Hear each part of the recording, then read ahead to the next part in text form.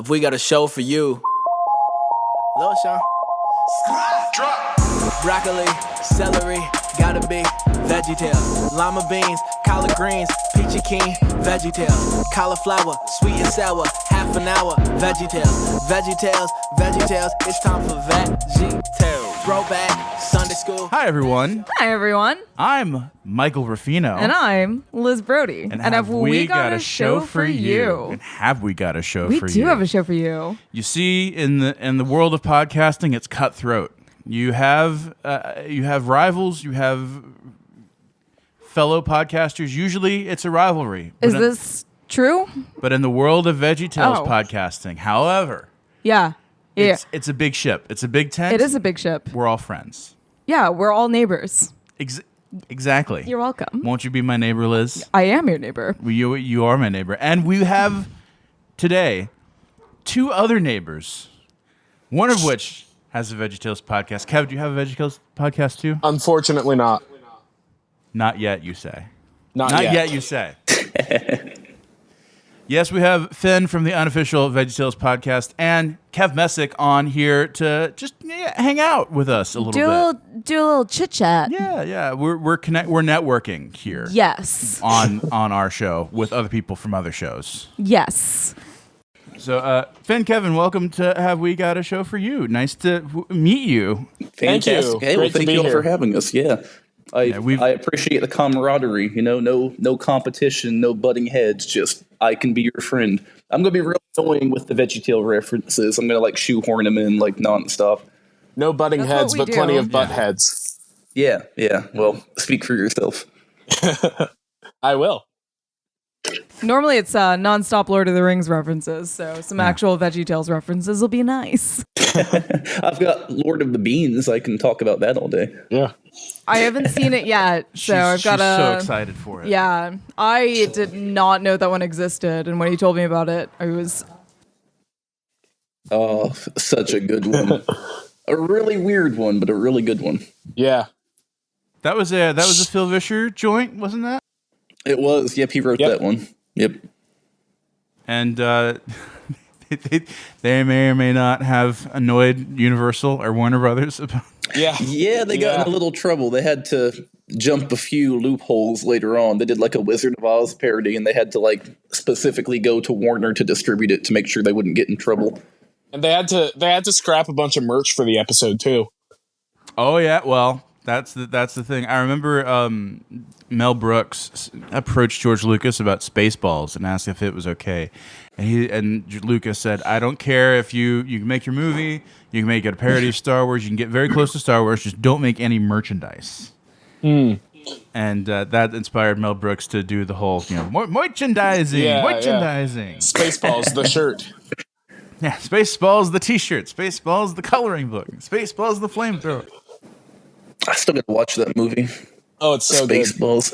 I've heard a lot about it. I've never got around to watching it. I've got a mental list of movies, but I forget after I add so many to them, and they just kind of fall off the list. And then someone will mention it, and it'll be back on the list. So Spaceballs is back on my list. Yeah, what I've found IMDb has a watch list feature, and when I first heard about it, I went on and very quickly ballooned up to 250. Ooh, I should watch that. Ooh, I should watch that. Ooh, I should watch that. Yeah. And I just have never narrowed it. It's still crazy high, and I've never eaten away at it. But I will say, Spaceballs is the funniest movie in the world when you are 7. Unfortunately, I didn't get to experience that until this year. Yeah, and then it loops around to being very funny again in your 20. It's funny in a different way. There are jokes that fly over your head the first time that you then get. I finally got around to School of Rock recently. Oh my gosh, you hadn't watched School of Rock? Not until a few weeks ago, yeah. Oh my gosh. How can you kick me out of what is mine? When I applied for my first teacher job, I was still in college and I didn't have my teaching degree. So they were like, "What are your qualifications?" And I was like, "Well, I've seen School of Rock 50 times." So I think that, yeah. Oh my gosh. Yeah, and that was way more important than anything else I learned in school. So yeah. Yeah, well, he was a good teacher in that movie. Kind of a peak actor, peak teacher. Any Jack Black movie, man. There are very few I've watched I don't like Nacho Libre. Yeah. Yeah. He was Love on that an one. imperial run in those days. Oh man. I watched Shark Tale more times than I'm willing to admit to another living person. Shark I saw it in Tale. the theater, and it came out when I was in like high school. Yeah, I'm there. That No, came back out to when my- I was like 3.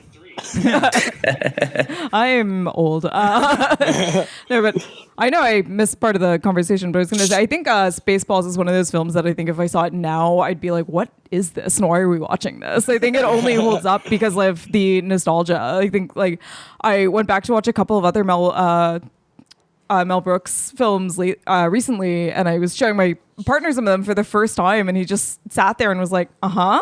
I was like, yeah, I feel that actually. But, you know, when I was 5, this killed. So- Yeah. Spaceballs is the first one where you get the sense of Mel Brooks made Blazing Saddles and Young Frankenstein because he loved westerns and he loved old horror movies. Yeah. This is the first one you get the sense that I'm the movie parody guy, so you got to do a space one. I feel like Young Frankenstein isn't a parody. You know, like it's really not. Well, there are scenes that they parody directly. There are. It's less a parody, more a direct love letter, you know? Oh, sure. Like Yeah. I think Mel Brooks even famously said you got to love what you parody. Oh yeah. You got to love what you make. You really do. And you get the sense that he liked Star Wars, but he wasn't like a dyed in the wool, you know, because back then, Yeah. you know. I mean, I've also watched Star Wars and been like, this would be better if it were Chewie, you know? Yeah. It needs a little more. It needs a little more something. I don't, you know. I get it. little more chosen people. Yeah. Yeah. So, Kevin, I guess one at a time. If you'll tell us, about yourself. We usually ask our guests if you would tell us a little bit about your history with either God or vegetables or both. All right, Finn, we'll let the least attractive go first. Go right ahead. Oh, well, that would be all you, my brother. But you know what? I'll take it. If you're not ready, I'll take it. I guess I'll start with VeggieTales. I mean, one of those fixations in my brain that never went away. You know, I'll find a thing I like, and I'll like it for a little while, and then I go, whatever. VeggieTales just latched on to me and never went away. I think I watched my first episode when I was 2, and I'm not even revisiting it. There was never a time in my life I didn't love VeggieTales. I don't know. I get a lot of comfort from the characters, the music. I think the writing is incredibly clever. I've said it before and I'll say it again. For me, VeggieTales has got to be up there with kid shows like Sesame Street, among the most influential, quote unquote children's family media out there. So I've never quit loving it. I've loved it my whole life, and naturally raised Christian. And I'm still a Christian, and I think the fact that VeggieTales was able to teach that lesson and talk about God without driving away people, like Bible Man. No shade to Bible Man, but without people making fun of it, without driving people away. I'm amazed by how many non-Christians love VeggieTales, and I think that goes to show that they got the Christian message right. I think they did it in a very loving, very compassionate way, which is what Christianity is. And I think that is why VeggieTales has had such a cultural impact beyond Christianity. And it is nice to be reminded that God made me special and he loves me very much. Yes, Yeah. we say it at the end of every We episode. do. We had mentioned, I think 2 episodes ago, when we had Chris and Andy Bates on. He's like, not to get all mushy, but, a lot of the people that we have on the show, most of our guests have been members of the queer community in one form or another. And a lot of our guests, we live in the Deep South. So a lot of our friends and fellow comedians have had some pretty severe religious trauma.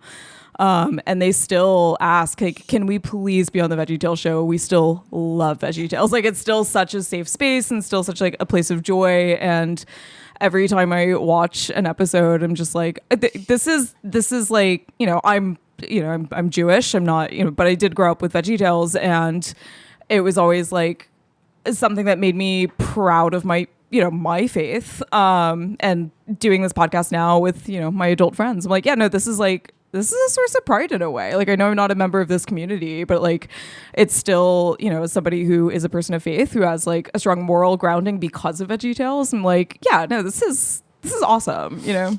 Yeah. We this Finn, you reminded me we should do an episode where I introduce Bible Man to Liz. Oh boy. Oh boy. There are some, I'll just say, not entirely pro-Semitic caricatures. Oh no. What a sinister way to phrase You know, that. now that you mention it, I see it. Harry Potter has entered the chat. Some repressed memories are coming back. Yeah, Dude, especially. I had the Bible Man cape and mask and the lightsaber and all that. I was a big Bible Man kid. Oh, I of course met Bible Man, and No way. Oh yeah, I met both Bible Men. I met the initial Bible Man and the replacement Bible Man. So the Old Testament man and the New Testament man. Okay. I met the Moses of Bible Man and the Joshua of Bible Man. Okay. Yeah. Are you familiar with a show called Charles in Charge, Liz? I know that there is a Reliant K song called Charles in Charge. Or Yes! Oh no. I watched Hold on, you're gonna get me on a tangent here. So here's my Reliant K CD collection right here. Is that all Reliant K? It is, and I know the guys personally, so I will be telling them about this. I was I'm known as Reliant Kev. I'm not kidding. Well, I was gonna say Charles in Charge and 8 is Enough. There was an actor on both sitcoms named Willie Ames. Yeah. He was like, what does he aim to do? Later in life, he aimed to create an evangelical superhero character called Bible Man. It sounds like he succeeded.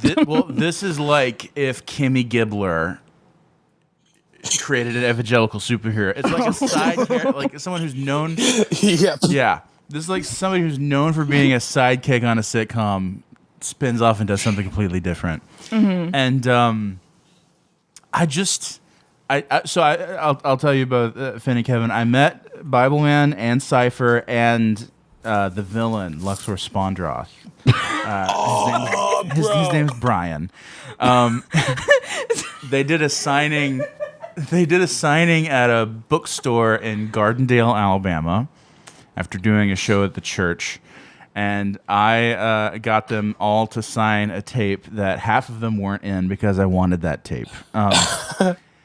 Wow. What was the villain's name? Oh, nice. Okay. His name was Luxor Spondroth.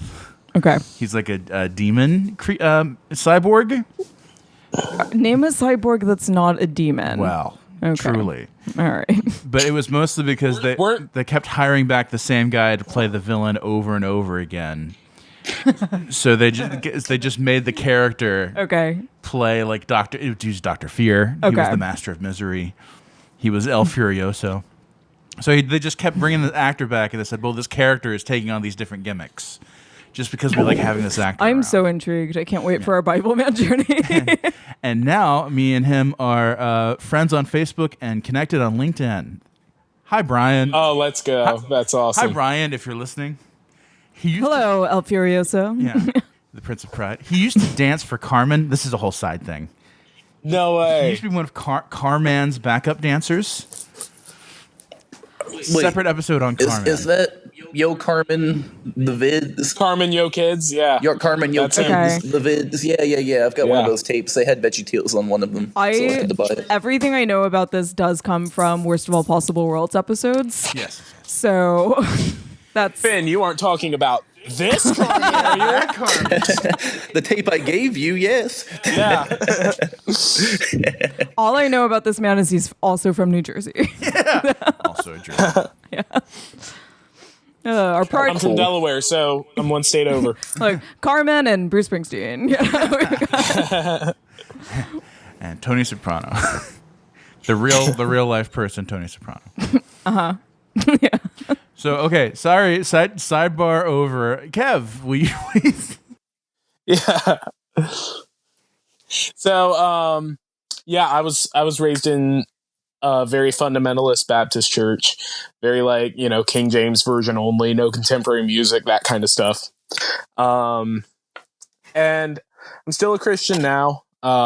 Still pretty devout. I obviously see some things differently now than how I was raised, but I'm a children's pastor, so I actually use VeggieTales pretty often in church. And yeah, I watched a lot of VeggieTales as a kid, then kind of, grew out of it eventually. And then around the time I was 10 or 11, I think I was 10, I started getting really back into it because I think I had nothing else to watch one day.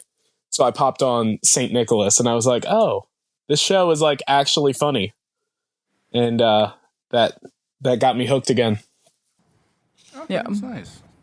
I've listened to your podcast, Finn. You have great interviews. I've seen your art too. Kevin is very impressive. Thank you. Oh, well, thank you. Appreciate that. How long has there, or at least have you known of, like, an online fan community of VeggieTales? And how long have you kind of been part of that fandom space, sort of? Yeah. Kev, do you want me to go first? It doesn't matter. Yeah, you can. Yeah, I didn't really go into it looking for a community. I just knew I liked VeggieTales and I wanted to put stuff out there.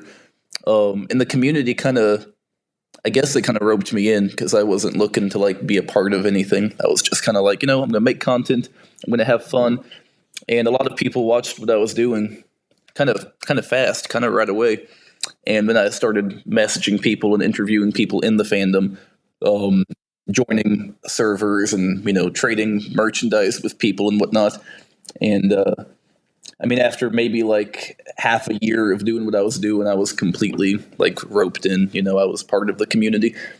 And I figured, if I like VeggieTales this much, there have to be other people who like it, So I wasn't shocked, but I was a little shocked by how many people are online talking about VeggieTales and making VeggieTales content. Not shocked by how many fans there are, but shocked by how many people like it seemingly as much as me. So that was awful cool. I did a whole bunch of podcast interviews that are kind of embarrassing. I took a lot of them down with different community members and whatnot, and I ended up doing like 130 of them total. And there were still people when I wrapped up. There were still a bunch of people who I had been planning to have on. Like I could probably make 500 unique individual episodes just talking to different people in the community. But I've always been, I was a little shocked, but yeah, an embarrassment of riches. Right? Yeah, when I think we were talking about like the fandom one day, and I was like, "How big can that possibly be?" And you just laughed at me, and you were like, "Oh, naive Liz." Ye little. And I sort of came to it from the opposite perspective. See, I was raised very, stay away from those online strangers and all that. So I would like watch their content on YouTube, and I really wanted to be friends with these guys, but was never really allowed to. So as soon as I got that freedom to go online, I started, trying to make connections with all these people. And I think the first real connection I got was a guy named Joe Davis. Have either of you guys heard of him? Yeah. I think don't we follow him on the? You might. I have become the our liaison, our social media person, and that name rings many bells. Cool. Yeah. So for those of us who don't know, if you would please. Yeah, so Joe is a big VeggieTales collector. He makes YouTube videos about his collection and stuff. And makes some really cool original content too. You should check that out. But so I reached out to him because I had been watching his videos for probably like 5 years at that point. And we hit it off straight away. And then I found Finn's podcast. And I sort of used Joe as like a mutual connection for to get me on there.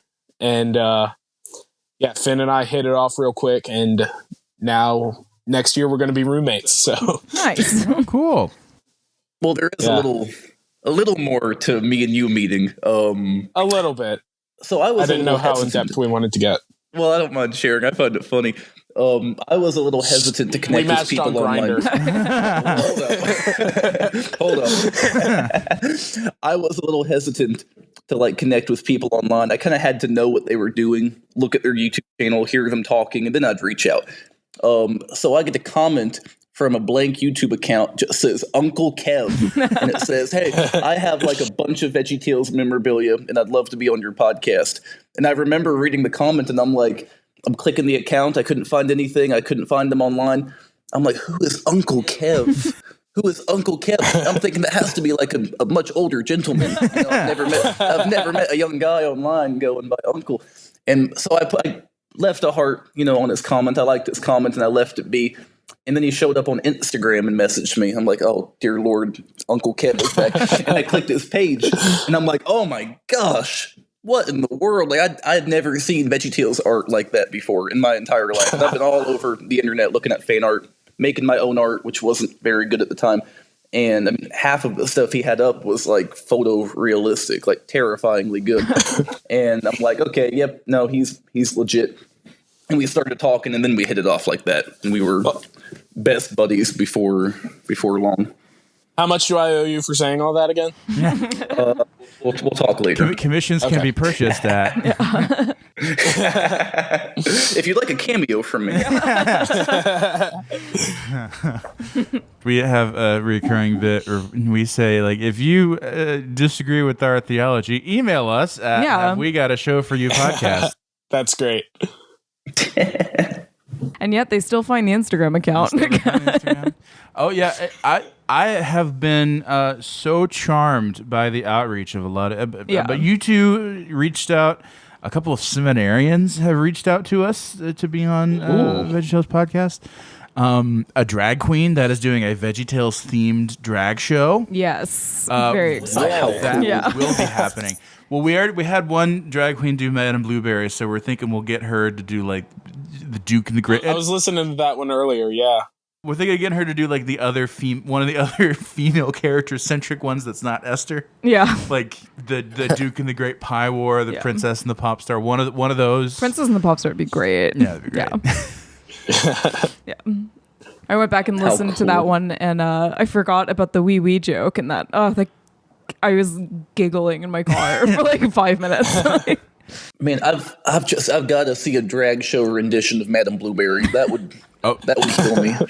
I would love that. I'll shout her out. Their name is Clinica Deprecious. I'm so excited. So, Clinica Deprecious. Yeah. That's great. Follow them for their eventual VeggieTales themed drag show. I want to become her drag daughter and go by Manica Deprecious. Clinico, when you come on the show, let's talk. But it was intensely surreal too, because Flapjack came not in drag to the recording, and so to like sit across from in similarly male mode. And then we start recording, and and then all of a sudden, since you're a drag queen without makeup, like, yeah. And then I think I used her voice in the next record, or not her voice, her microphone in the next recording. We hadn't switched up the levels. And I was listening to turn the game. And I was listening to that episode, and I was like, why do I sound like that? I was like, I was using the Flapjack mic. Yes, the Flapjack mic. So, we'll talk kind of, any general fandom questions. What are your favorite episodes and characters? We'll start with, I guess, episodes first is a good place to start. Ooh. Kev, you take this one. I have to pick my favorite child now. All right. My favorite is King George. I think it's sort of the quintessential VeggieTales episode, probably the best one to introduce somebody to VeggieTales with. Okay. I'd agree. Yeah, and then favorite character, Mr. Lunt. I mean, come on. Phil has said before he can say anything as Mr. Lunt and not get in trouble for it. And has. And nearly has. Yeah. It was funny. I used to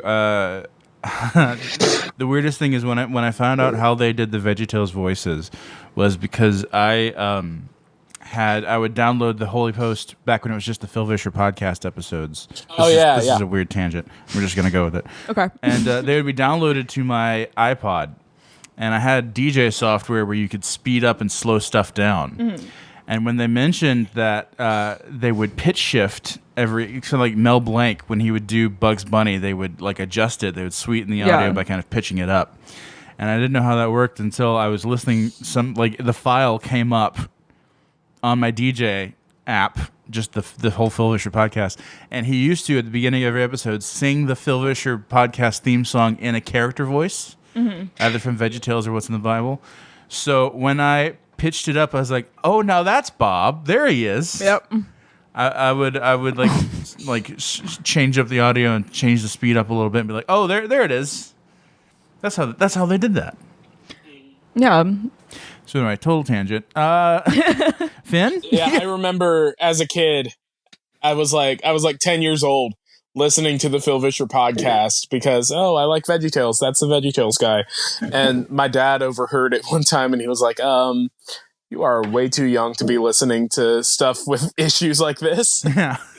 That's what I was listening to. He introduced me to the Holy Post. I didn't really know about it because I was always like a casual VeggieTales fan. I wasn't like, I was in it for like the show, the behind the scenes and the production. Everything was never like my, that just kind of existed in a different universe for me. So he was like, no, you should listen to the Holy Post. So I started listening and I was at work and I listened to everything on 2x speed. So he starts, I don't remember the episode, but Phil got really heated about something and he's like going on one of his like tangents where he's like talking really, really fast. And again, I listened to everything on 2x speed and I was like, I'm listening to Bob the Tomato get like really, really upset about politics right now. This is incredible. Yeah. Hear Bob get upset at the failings of the American church. Yeah. I'm with you, Bob. I was like, I knew Bob was a feminist. I feel your pain, Bob. Y'all gonna kill me if the movie's my favorite episode? No, we'll I'll allow it. It's in universe. Okay, all right. Then Jonah. I love Jonah.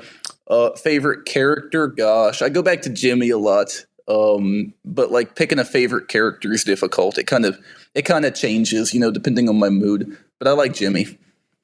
That's an eminently imitatable voice. Yeah. So that's anyway. Hey. Yeah. I can't do it. Yeah. Anybody can do Jimmy. There's not like in my repertoire, in my voices, there's not a Midwestern man in there. It's just like Well, Liz, I can't blame you. There are like 4 women in the whole show. And 2 of them are moms. Listen, I can do Paw Grape. So I've heard that. Oh, we gotta hear it. Hold up. Not to put you on the spot. by that, I mean, I cannot do Paw Grape, She will try. but I will try. Give it a shot. If you're every willing. Paw We'd love to Grape hear it. episode, I have to do his lines. I feel compelled to, and I think I'm crushing it. And then everyone looks at me like, "What are you doing?" And I'm like, "You're gonna be king of all, queen of all pleasure." And it's like that's my that's my great aunt. That's not Paul Grape. Like Bravo. That's amazing. It's like Paul Grape is here with us right now. But don't tell the king yet. Oh my gosh. Yeah. Crazy. Yeah. I had no idea Paul Grape was going to be here. I know. dressed up He for didn't that. know either. I would've dressed up. He showed up and was like, "Who is that?" See, that's the difference between me and Finn. Finn gets dressed up for Paw Grape. I undress for Paw Grape. And they're going to cut that too. He's going for authenticity.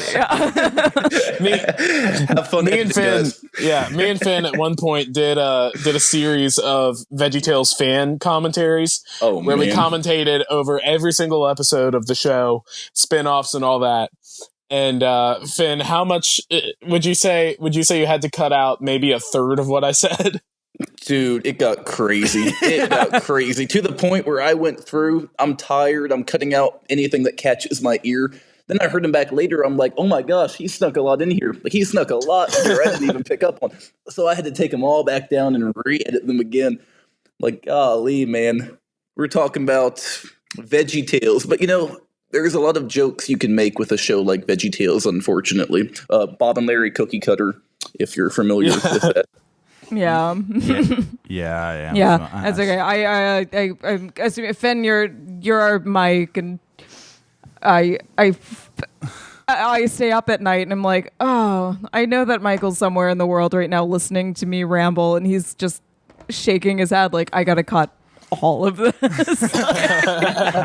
how do I make this sound coherent? It is because there's about 4 times every episode where I look at my notes and I'm like, well, the note I wrote just says these homosexuals, and I know that like he has to cut it.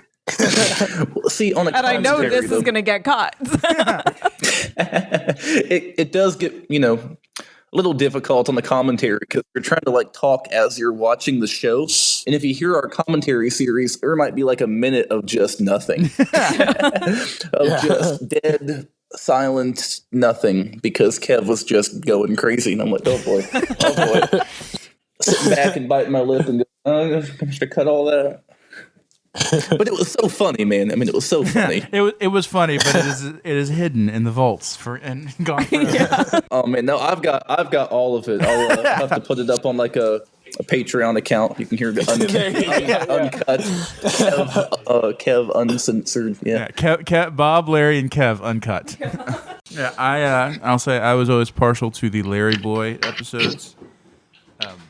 Because I remember, I'm older than both of you. I remember when those came out.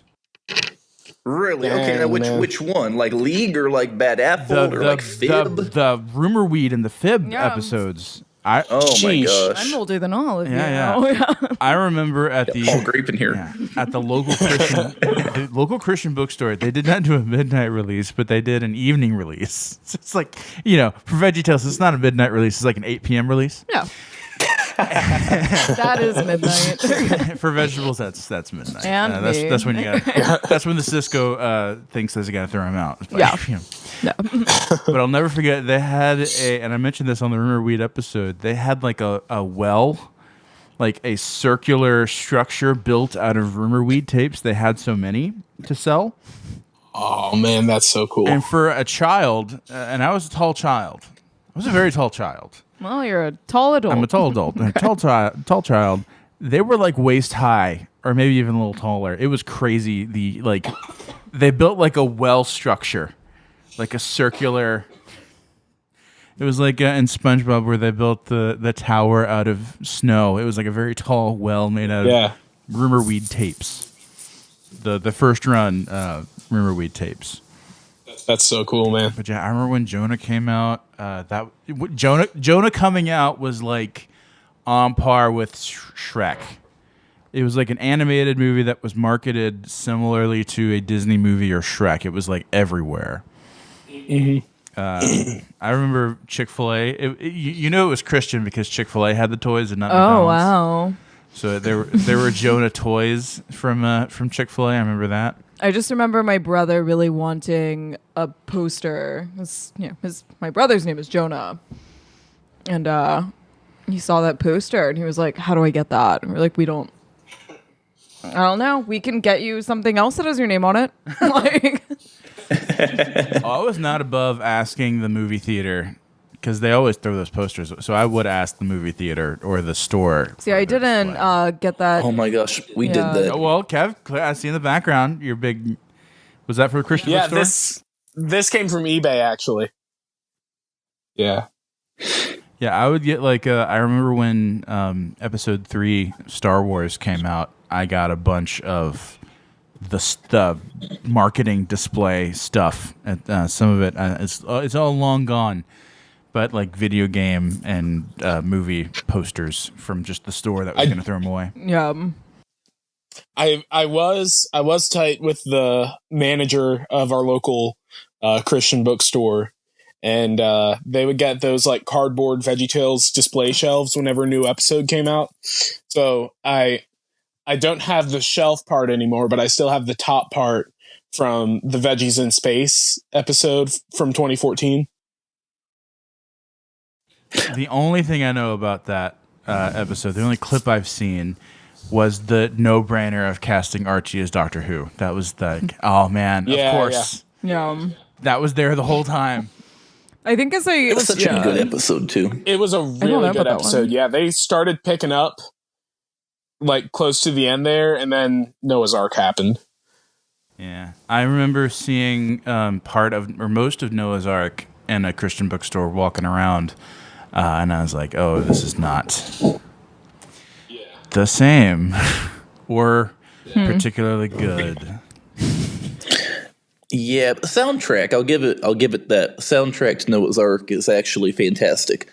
But it doesn't feel like a VeggieTale episode. Not only because of the eyebrows and irises, but like the whole thing just doesn't feel VeggieTales. It feels like they hired like a new person and went write a VeggieTale episode. And his name was Doug TeNapel, and Yeah, exactly. he has done better work in the past. And Cat Scratch. yeah, I liked Gear, the comic that Cat Scratch was based on, was nuts. It was It was wild. The Cat Scratch, the cartoon was about like the widow that left all of her money to the three characters, but the comic, it was like a post-apocalyptic wasteland. Oh, That Kevin Waffles and it wasn't Mr. Blick but Mr. Black were like surviving in a post-apocalyptic like Fallout world. oh, how funny! I had no idea. And also really liked, I can freely recommend Creature Tech, was the Doug TeNapel book. It was about like a guy that was hired by the government to go through crates that were like X-Files crates. Okay. And he would, every time a crate would open, he would like unleash Pandora's box, but it was like an alien or something. And he was like cataloging all of the weird samples and creatures that were in like the Raiders of the Lost Ark warehouse. Okay. And I remember reading that and liking it, but no, I think Doug is still all in on NFTs. Last I heard. Huh. Ooh, Good luck. sheesh. Yeah. Yeah. I mean, Noah's Ark wasn't terrible. I mean, I don't hate it, but it was different. Definitely different.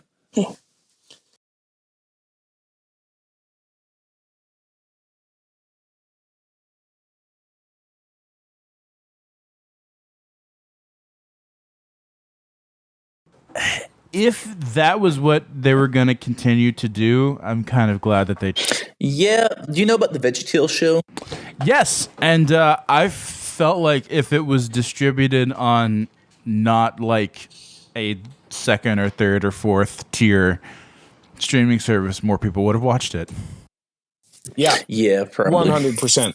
Probably, yeah. But see, in my mind, like if Noah's Ark is like the worst, or a lot of people consider it to be like the worst of the classic show, then VeggieTales is a pretty darn good show because it had a lot of funny moments, good music.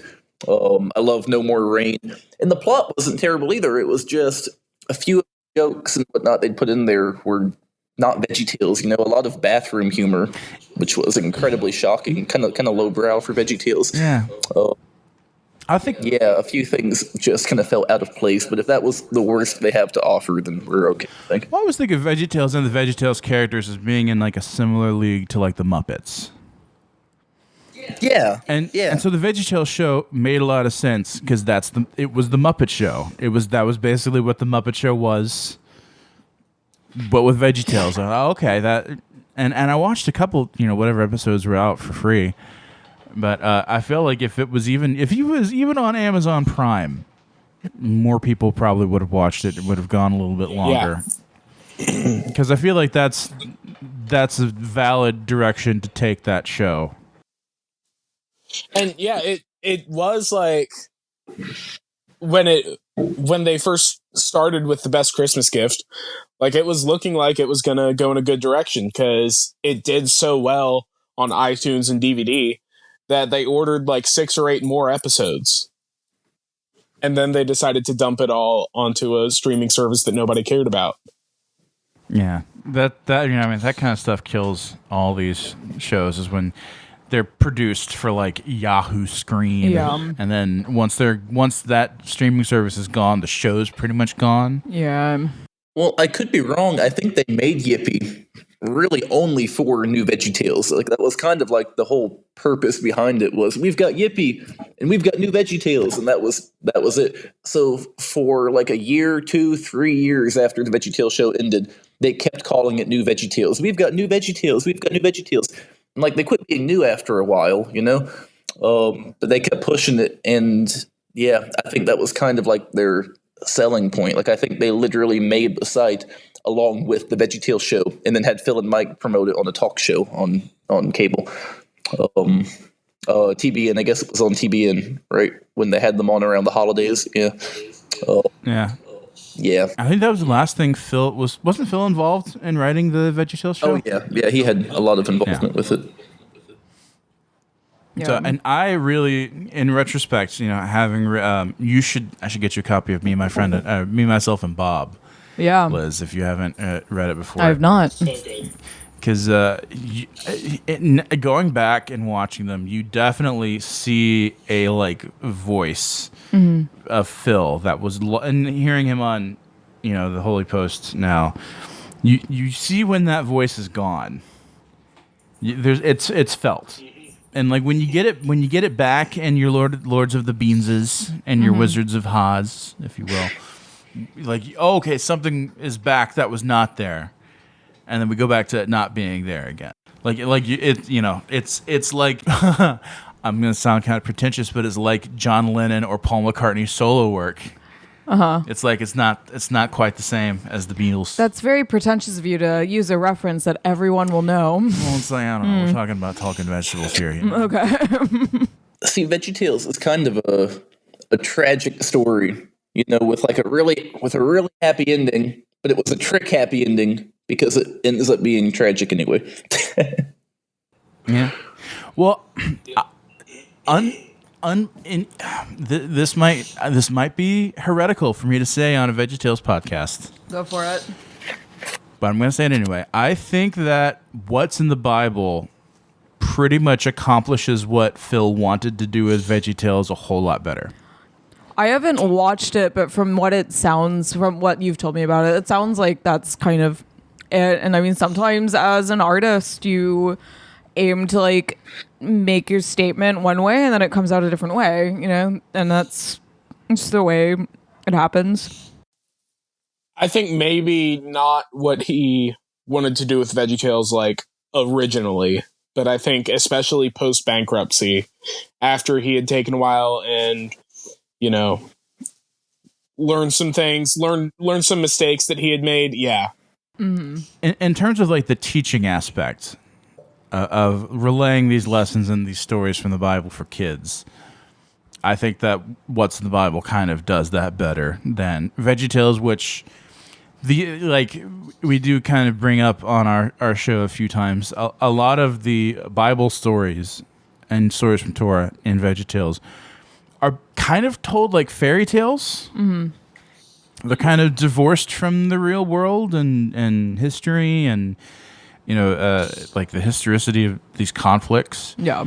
And so what's the Bible really getting in and explaining, as much as you can to an audience of 4-year-olds, really, right. You know, context and stuff.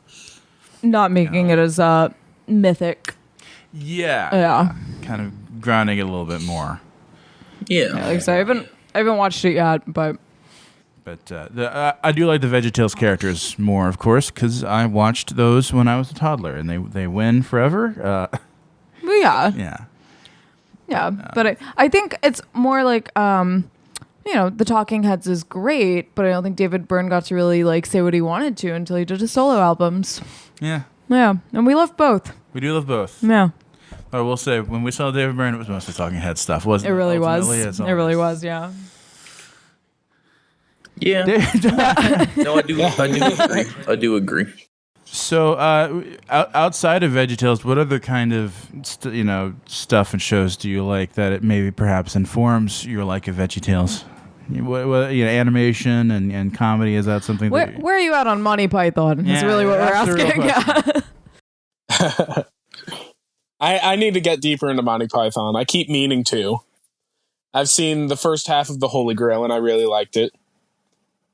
So much of the show is just Monty Python. So much of the show is references to Flying Circus and Holy Grail specifically. Yeah, very, very much I think most of our episodes will all go through and I'll just be like, all right, so that is directly from this sketch, and this sketch, and then this sketch from Flying Circus, and I know there was one that was like as directly the Flying Sheep sketch, and then it was directly, just it's so perfectly informed by Monty Python, and I was such a huge Terry Gilliam fan in high school. I have talked about this before, also in the podcast, which makes me sound just so cool, but I had a Monty Python inspired zine in high school where I did like Terry Gilliam illustrations. Awesome. So like watching, and my mother was a huge Monty Python fan.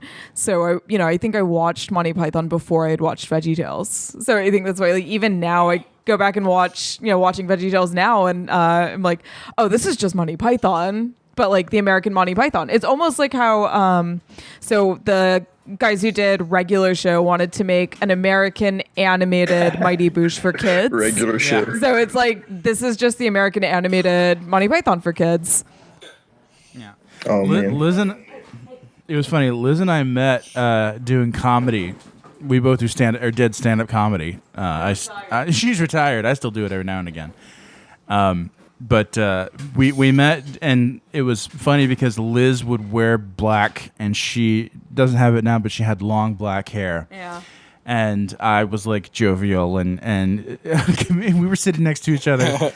And another comedian looked over at us and said, "It's Wednesday and Pugsley," and I'm like, I can't Yeah, even. that is what was said to us, yeah. It's intensely. It's funny. I can't even be mad. Yeah. I can't even be annoyed. It's Yeah, there were a couple of times where it's a little too on the nose. All right. But when I found out that, I don't know how, I think wine was involved, that Liz told me that when she was at the School for Fine Arts, she was in a VeggieTales cover band. That was college. That was college? It was college, yeah.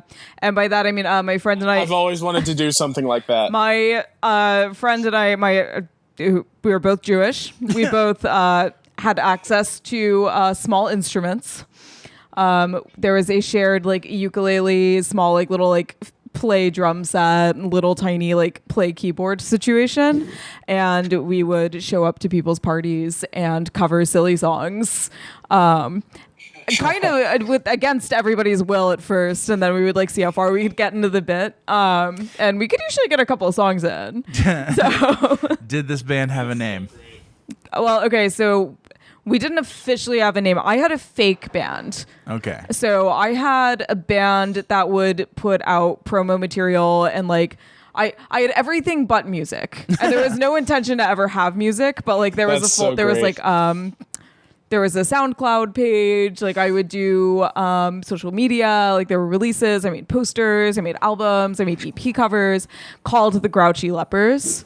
So we just kind of like incorporated it into, and that sounds biblical enough. So we like incorporated, we incorporated everything kind of under the Grouchy label or Grouchy Leper label, I guess, umbrella, family, however you want. So like I said, we didn't really have a name, but if people were like, what is that thing that you do where you show up at people's parties and sing like 6 silly songs on toy instruments? And be like, oh, that's the Grouchy Leper. Yeah. That's great. If I look for our upcoming album called Communist Manfest. Oh. Put a picture of it on the screen. I'll be looking. I'll be looking.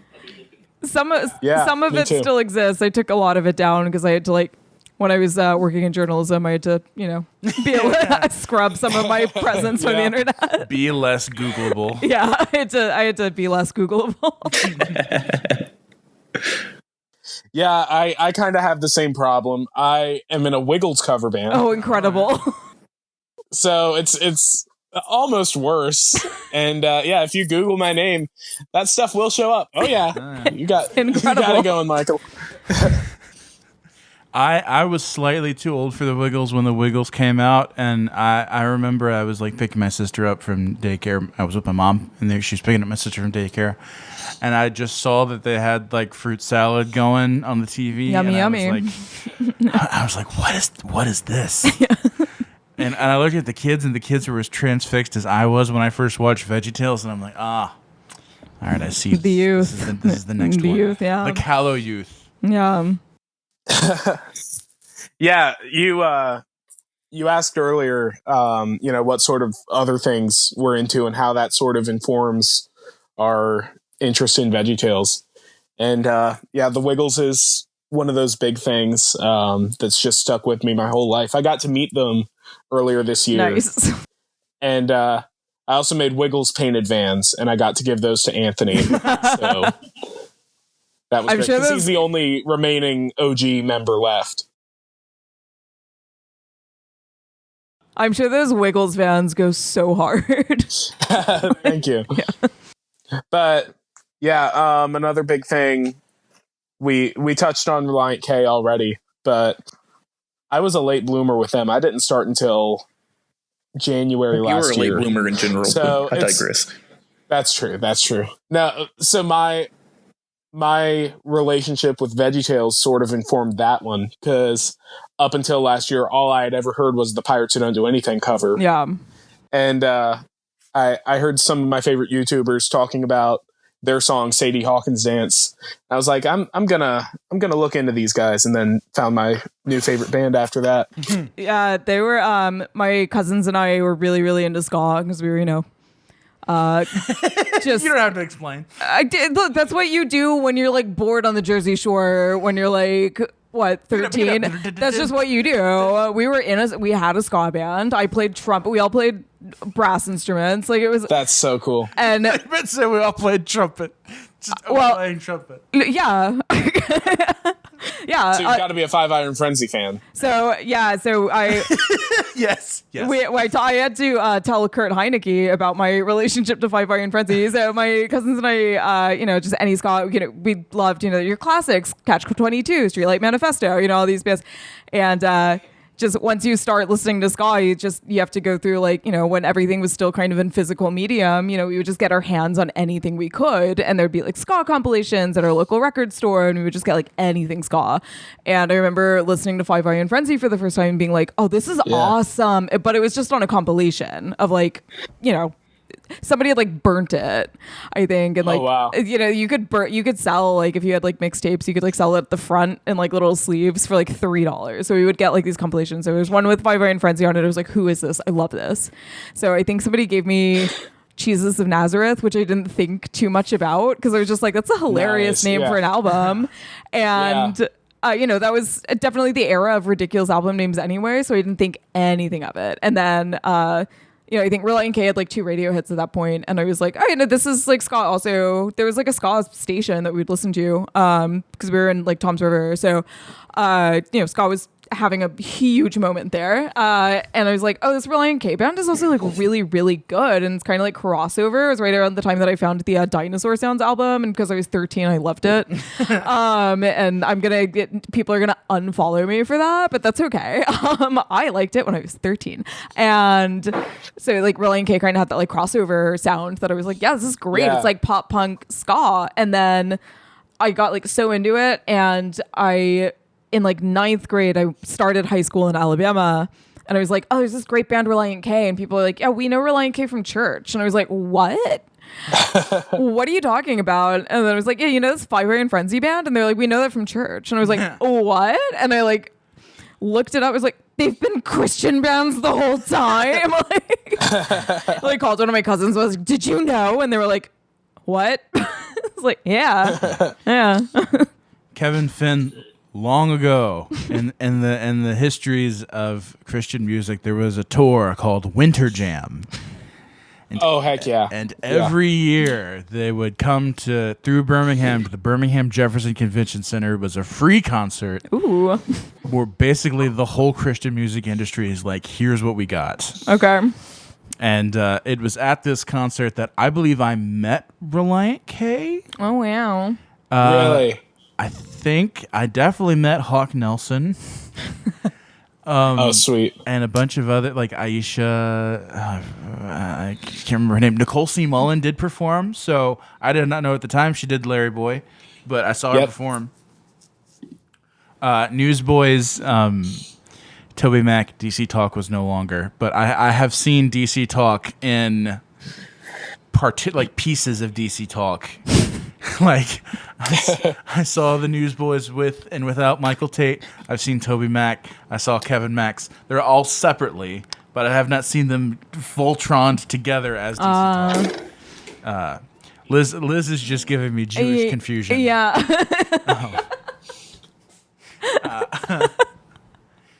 But yeah, I would go with youth group, and I think once or twice with my mom to see Winter Jam, and I got like a sampler of the whole Christian music industry basically in one night. Do you want to know? cool. You want to know the real reason why Taking Back Sunday was always my favorite emo band?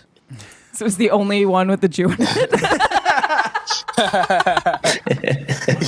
I see one of my people. Only.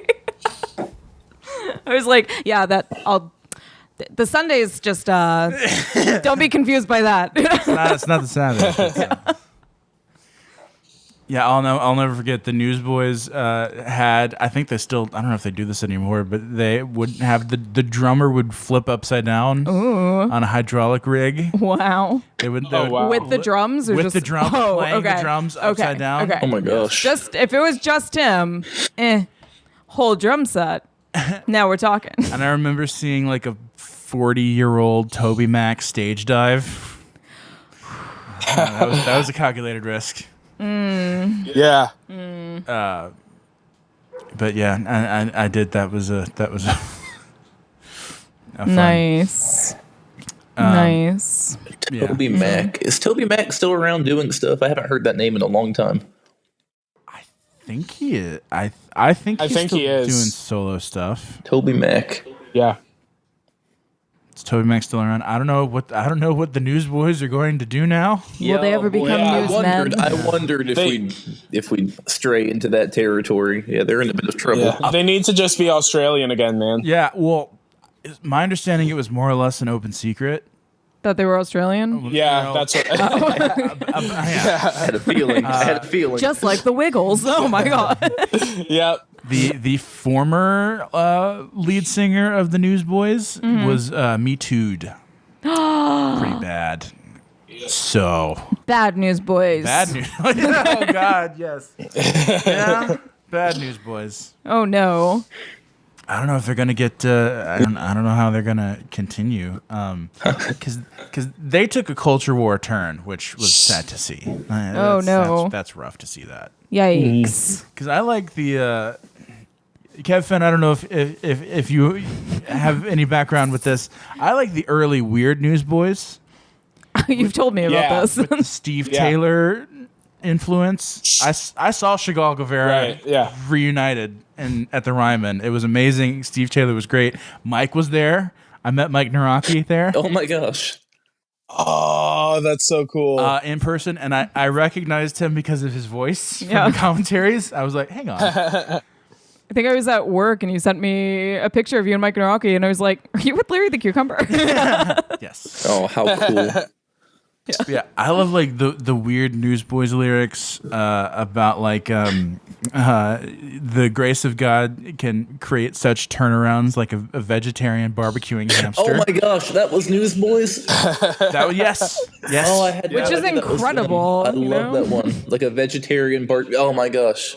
A vegetarian barbecue hamster, or in Breakfast, I think that was when Steve Taylor worked on. They had lines like, "We're here to sprinkle ashes on our late friend's cereal bowl." Go back to that, man. I didn't know that was them. That one line has lived in my head for years because VeggieTales did the cover of it. Oh, I had no idea that'd been a Newsboys song. Yeah. Oh, cool. And the Newsboys did the song from Jonah. In the belly And the well. belly of the whale and an underwater chill. I love that one. So you head out like a human comet, guys. You might not want to rhyme with comet. I wonder what rhymes with comet. Yeah. Such But, like, good lyrics too. Yeah. After I think the Peter Furler was the main Australian. After he left, they just kind of became a generic praise band, and they really lost the weirdness. I hate when Lost they the Steve lose Taylor the weirdness. It's like when no, it's not like that at all. Never mind. Did either of you ever get into Steve Taylor? No, I was never. I was never really in on all the Christian music. If it wasn't on VeggieTales, I probably didn't know about it. Well, I only ever heard of Steve Taylor because he was on the Phil Vischer podcast, and Phil cited him as a big time influence. Yeah, he's on Mike's new show too. I do know about him, but I never heard much of what he did. And I went back and listened to his stuff, and you can definitely hear you hear the influence on VeggieTales. You get the sense that he definitely came up around the same time as Weird Al. I got a sort of Christian Weird Al vibe.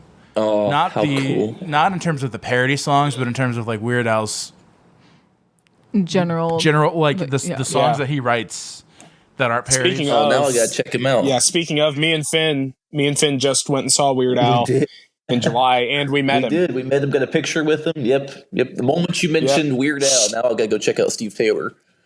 Nice. Yeah, absolutely. I heard an interview with him, and he says that the only like old work he really can stand by was the Meltdown album and his stuff from the 90s.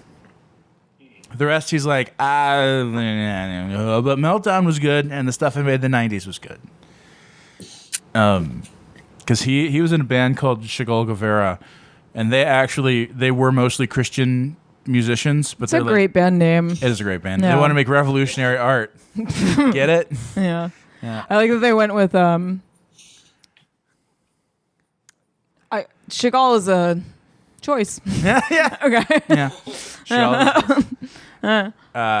And they were like, we're gonna try to, even though we're Christian musicians with a Christian music background, we're gonna try to like cross over and make the kind of jangly REM college rock that's gonna take over the world, right? Oh yeah. And then 1991 happened, and Nevermind came out, and they're like, oh well. Grunge, Soviet Union's gone. What are we supposed to do? What are we supposed to do? What are we gonna do here now? But Steve Taylor also did Billy Joe McGuffey. He did. Oh my gosh, he did. Why did I not make that connection? And I did see somebody bring their like Jonah songbook to the Chagall Guevara concert for him to sign. And I'm like, That's awesome. That is devotion. Yeah. To carry that throughout the entire concert. Man, Billy Joe McGuffrey, I love that one. Literally just the 12 Days of Christmas, but with a kid getting beat up. Yeah. Great. And I was interested in listening to the Holy Post to hear like what Phil Vischer's influences were. That's if we ever get to talk to him. Mm-hmm. My lips to God's ears. I'm interested in hearing things that influenced him. Yeah. He's like he liked Larry Norman, who was another kind of out there Christian rocker who like lyrically got into like very out there ideas. He described a scene in one of his songs of an alien Jesus being crucified on another planet. Yeah. I was gonna say I think this is also one of those things where I'm like, that sounds familiar. And I'm like, I'm literally just thinking of the 2 episodes of Worst of All that I'm like, that's why I know that. Yeah. Look at me pretending to be more cultured than I am. Okay. This is a culture that you are not. That is true. Okay. This is not your Fascinated. Jewish confusion. No. So yeah. I did get to meet Weird Al once in 2011. This was during the Alpocalypse tour. Yeah. And I thought it was cool. It was like, I don't know, because he didn't do meet and greets at the time. Yeah. But I saw a tour bus out behind the venue, and I'm like, there's a line up to the tour bus. Is it Dad? Can you? And Dad was like, all right, even though it is a school night. And so we waited in line, and I did get to meet Weird Al, get a picture with him. He autographed the CD that I had with me. Nice. And in the picture, I later noticed that we were both wearing the same Hawaiian shirt. Oh wow, That's so cool. I still have that shirt because that's the special Weird Al shirt that we were both. Yeah, last awesome. time we mentioned Weird Al, I dropped some lore to Michael that broke his heart and he felt betrayed and devastated. And You can hurt me again. I'm going to hurt him again. My godparents have a memorabilia shop and put on a monthly Rocky Horror Show. It's the type of people that they are. They went to college with Weird Al and remained very good friends with Weird Al. He was at their wedding. He goes to the shop on occasion. I've got a degree of separation from Weird Al, which I don't think is that devastating to tell you, because I've never hung out with the man. Don't really know him. But I told Michael this, and he was like, "You what?" Like, I don't have his number. You've been holding out on me this whole time. I just know a guy who knows him. Like, Right. that's all. I know a lot of guys who know a guy. I don't know. I'd probably, met him I'd probably twice. freak He's, out too. Yeah. Yeah. Touch the hem of Weird Al's garment. I've met him twice. He's an excellent guy. Oh, he's so sweet. gracious. Yeah. Yeah. I'm always glad when you like somebody or you admire somebody's work. And I'm sure, Finn, you can attest that this is the case with Phil. Oh, for sure. They're nice. They're cool. That's always nice, because I have been in situations where people that I liked were kind of not cool. that. And I'm always glad when they are that. Yeah. Yeah. And sometimes No, I'm like, Phil yeah, was man, you're amazing. tired. Well, we've done an hour. I want to keep y'all up to keep it going for as long as y'all want. But Did you want to say keep me up too late? I don't want to keep you up to it Okay. because you're ready. Are you still staging? I already staged. Oh, you staged? You're in now? Oh, yeah. Yeah. I don't know why they made me stage. They gave me the job back after 2 hours. I still till 7. I had to kill a lobster. Oh. I know, right? Yeah, Liz is a chef, Yeah, I'm sorry. and so started somewhere. And how did you kill the lobster? With a knife. What? Oh, okay. I thought you just They dip it in the. won't let me bring my gun to work. Did you go? I thought you had to just. Did you go? Ha ha ha! Les poissons, les poissons. I should have. That joke gets old pretty fast. After the knife. Hold on. Hurt because you're dead. It doesn't get fast to me, or it doesn't that. It doesn't get I'll still giggle over it. Everyone else is annoyed. So you've heard that one before, then I'm not. Yeah. Shoot. Okay. Yeah. Classic. Yeah. Yeah, I thought you just drop it in boiling water. I didn't know you had to kill it. No, it's terrible. Yeah, I always figured it was just boil it. No, because they can live through some of that. So they can stay alive for a few seconds, and they do feel pain. So the most humane way to kill them is to basically you want to put them on their head to kind of put them in a little trance, and it makes them get really calm and chilled out, because it does something to the nerve where you do need to kill them on the back where their spinal cord starts, not their spinal cord, but the those nerve endings are right there. So you put them kind of on their head, make them chill out. And then as fast as you possibly can, you want to get a really sharp pointed knife and you drive it through that part of the head, and that'll kind of kill them pretty instantly. Okay. And then that way, Trigger warning. well, okay, We're but discussing lobster death. okay, this is how you would do a kosher shechta. This is how you would do a kosher kill. You want to kill them as fast and efficiently and as painlessly as possible. So you get it over with really, really fast, and then you drop it in boiling water so it's not alive and can't feel it. Oh boy, Yeah. Kev, is that what you were trying to do to me the other day?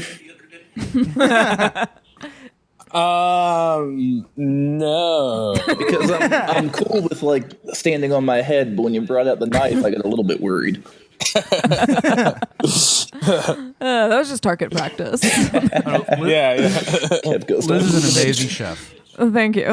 Liz is an amazing chef. You're just saying that because sometimes I make you matzo ball soup. Well, and I will also say the first time we recorded this podcast, she made us tabbouleh, Oh yeah, which is a cucumber and tomato salad. I did make tabbouleh for the first time Yeah. we recorded. Yeah, thought it was funny. Yeah, It was very good. thank you. But I was impressed that Yeah. you included actual bulgur wheat and everything. Oh, the yeah. real deal. Oh yeah, no, I go to the source. Yeah. No. Direct from the source. Yeah, no, I'm not gonna use quinoa. What are we doing? Yeah. No, none of that. Respect the customs. Please. Yeah. Go home or go home. Exactly. Yeah. Guys, thank you for hanging out. Yeah. Yeah. Thank you for having us. absolutely. Nice to meet you. Nice to finally actually meet you. Yeah. Well, I've been looking Somewhat forward to it. Digital world. I've seen what y'all are doing online. It pops up in my feed every now and then, and I was already a fan, so I'm thrilled to be here. Oh, thank you. It pops up occasionally Yeah, same because here. I'm bad at social media. I'm like, did I post that episode? I don't know. Yeah. And you guys are cool. We would Yeah. be glad to have you back on. Pick an episode Please. from Lyle to Noah's Ark, potentially even in the house. Awesome. Or Yeah. VeggieTales Or show. penguins, We or might do, or a penguins. Bible man, you know? Yeah, no, that'd all be Yeah, great. there we That go. all I be would great. be honored to embark on this Bible man journey with you guys. So. There are certain characters that I just cannot wait. I cannot wait for you to see the Gossip Queen. I cannot wait for you to Ooh, see yeah. it's extreme camp. Okay, I'm ready. And middlingly Semitic. not anti or pro, but kind of. Somewhere in there. Well, Remember the Fibbler? Oh yeah, no, Yeah. the fiddler. He's called the Fibbler. The fibbler. The Fibbler. Is he on a roof? From outer Oh, space? Yeah, yes. He has kind of a hook nose situation. It's not great. Some of us do. Oh, no. All right. Yeah.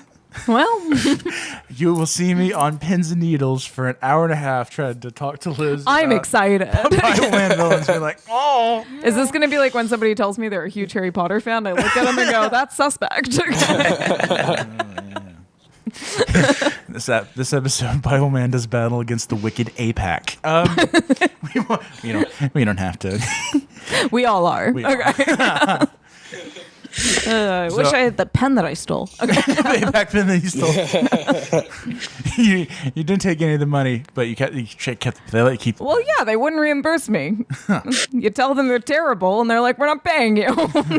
And like I'm keeping the pen. The pen that I used to write this write-up, you did not like. Hey, take the pen. Take the pen. Yeah. A few notebooks. Anyway, A couple of the signs from the front. yeah. The stationery, the towels, A few passes. A chair. the bed. Yeah. A Kevin couple of Finn- senators. yeah. Oh, there's Marco Rubio. I found him. No, you won't. You'll never find him. That's a lookalike. Anyway. All right. Parody, satire, joke. Hey. Bits. Yeah. Uh, Not bits for legal reasons. for legal Okay. reasons, jokes. Kevin Finn, thank you so much for joining us. Thank you. We'll definitely have to have one or both of you back. Oh, absolutely. Yeah. Hey, I've been smiling and laughing the whole time. Y'all have such fantastic rapport Same back here, and yeah. forth. I haven't been on many podcasts. I've been on a couple, but I haven't been on any where you got two people like in the room together hosting, and y'all just do a fantastic job. Like it just y'all have had me rolling. And I apologize if I didn't talk as much as I should. I'm a little under the weather, but I've been Oh no, Finn, you're both great. soaking Yeah, in the no, good this is vibes. good. Y'all are fantastic. So, Finn, Kevin, thank you for joining us. Thank you. I've been Michael. Thank you, Rufino. guys. Thank you. And, Yeah. Thank you. I've been Liz Brody. And remember, God made you special. And he loves you very much. Bye-bye. Bye. Bye.